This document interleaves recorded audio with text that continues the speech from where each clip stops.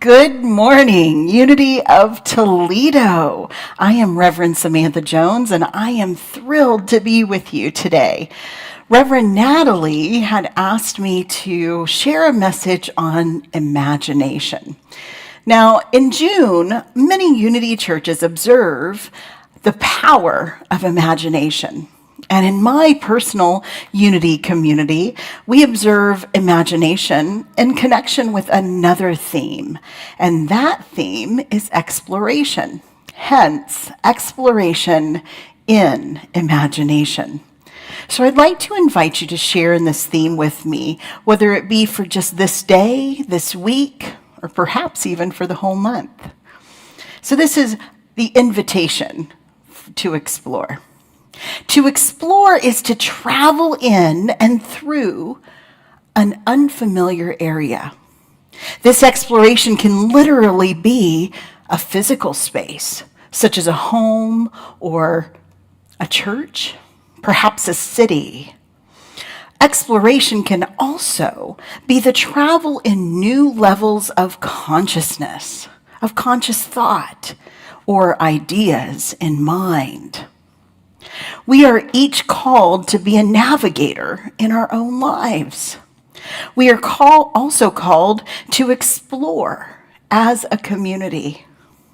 So this month, you, and yes, you too, Unity of Toledo, are invited to explore the possibilities found in not only the physical world, but the possibilities in consciousness. So how do we begin exploring? The first way that we have to do that is to ignite our imagination. So let's explore what imagination is. Unity's co-founder, Charles Fillmore, defined imagination as the faculty of mind. So it is one of those 12 powers that he identified. It's a power to shape and form thought, the faculty that makes form from the formless. Form from the formless. Charles Fillmore can be challenging at times to understand. We have to reinterpret what he might be saying. And sometimes that challenge is poetic. And one of the things that he says that I see as pure poetry is this: with imagination, we lay hold the ideas and clothe them in substance. We lay hold ideas and clothe them in substance. Substance, as you know, is referring to that very presence that we call God, the underlying substance beneath all things, the presence of God. Charles Fillmore also said, imagination gives the man, or we might say in today's time, humanity, the ability to project itself through time and space and rise above all limitations. When we allow ourselves to start exploring imagination in this way, we can't help but engage in true exploration. So I'd like to share something with you, that we use imagination in two ways. We can either use it to lift up, empower, engage, and support in a positive way, or we can use it to tear down, to obliterate, or to our detriment in a negative way. So when I was in high school, my mom and brother and I went to a Scottish festival. It was on a campground or a fairground, and there was a big lake in the center. My brother is 10 years younger than I, so I would imagine he was probably about 3 to 5 years old. Now, what you have to know about him is that he is a person with Down syndrome. And if you have the pleasure of knowing any children with Down syndrome, you may have noticed that there's a common characteristic, and that is of pure joy, especially when eloping or running away from your parents or big sister. So here we are at this festival, and there's music and people dancing. There's some activities over here of people lifting logs and tree trunks. There's vendors all around. There's food and people just wandering and wandering, some of them dressed up. It is literally an assault on the senses. Well, I decided to look at some jewelry from one vendor. And while I'm busy looking at these shiny things, my mom went over to look at a vendor nearby. I wasn't aware. And she comes and is next to me again, and she says, "Hey, where's your brother?" And I said, "Well, he's with you, I thought." And she said, "No, I thought he was with you." And you can imagine that all of a sudden we have this rising anxiety. If you've ever lost a child, then you know that this fairground turned into the size of the universe. And all of a sudden, I am thinking, without consciously knowing it, my imagination has been engaged, but it has been engaged in a way that it says that he has been kidnapped.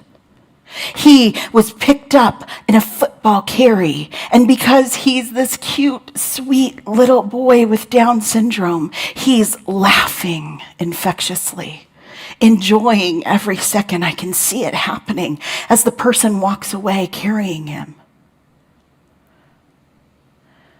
Then, of course, in this moment, as you do, things are moving much more quickly than I can tell the story. And I quickly said, "Stop. This doesn't help. What do I know?" So I realized that what I know is that he loves water and he loves trees and nature, and there's a lake. So I start looking, scanning the far side of the lake, and there he is, just a few yards away on the bank of the lake, playing with his toy. Now, this opportunity was that of imagination.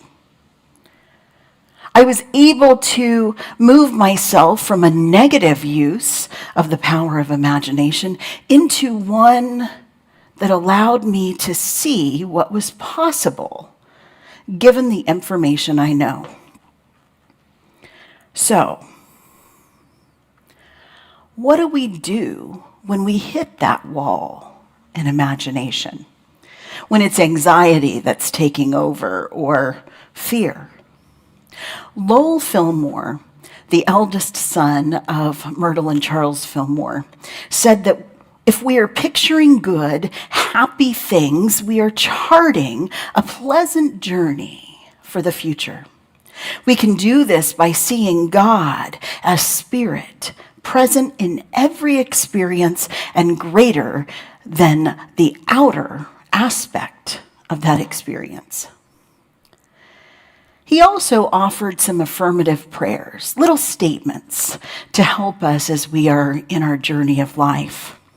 And one of those statements was this: "There is but one presence and one power here." So the next time that you are caught in a situation where you hit that wall and fear takes over, I would invite you to maybe engage this thought that there is but one presence and one power here, not only in this physical space, but in this consciousness. So we explore. I have one more experience of exploration I'd like to share with you. And this one is a little more interactive. So I would invite you to find a comfortable position in your chair. Maybe shrug your shoulders, move your body, place your feet upon the floor. As you close your eyes and take a deep breath, imagine that you are an explorer. You and perhaps one or two others are on an excursion. You've departed from the main ship at sea, and you're now rowing your small excursion dinghy, rowing to land. You can feel the power of resistance of the water. You can hear the lapping of the waves hitting the side of the boat. Perhaps you can even take a deep breath and feel the cool spray of water on your face as your boat is bouncing in the sea.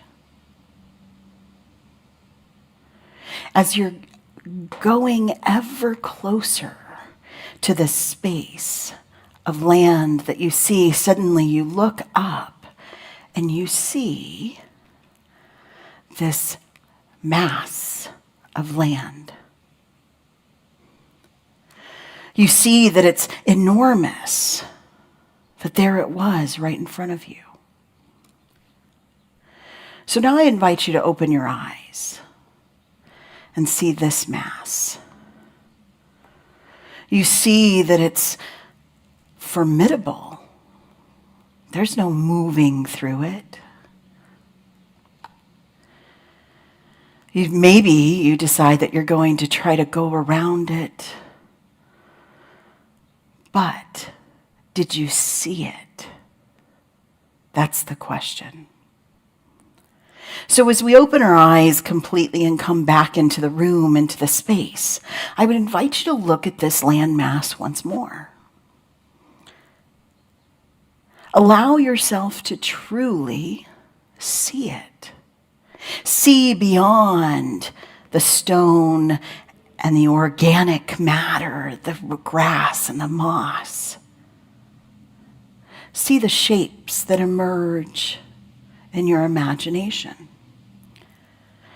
Perhaps then you will notice that it looks similar to an elephant. You may begin to see that there's elephant legs and belly. You might see that there is a trunk going into the water and some eyes. The large jaw of an elephant. And that lower picture is an image from a greater distance, seeing this huge rock off the coast of an island in Iceland. Now, this rock is real. It's called Elephant Rock. It's a natural formation that arose 15,000 years ago from a volcanic eruption.